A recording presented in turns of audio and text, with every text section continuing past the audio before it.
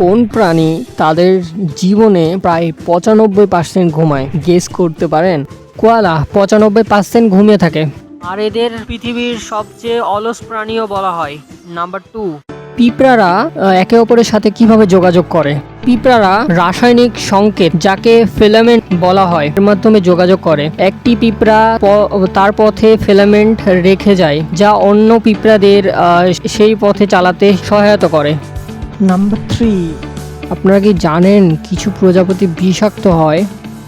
কিছু প্রজাপতি তাদের খাদ্যাভ্যাসের মাধ্যমে বিষ শোষণ করে এবং তাদের দেহে জমা করে, এটি তাদের শিকার থেকে বাঁচতে সাহায্য করে।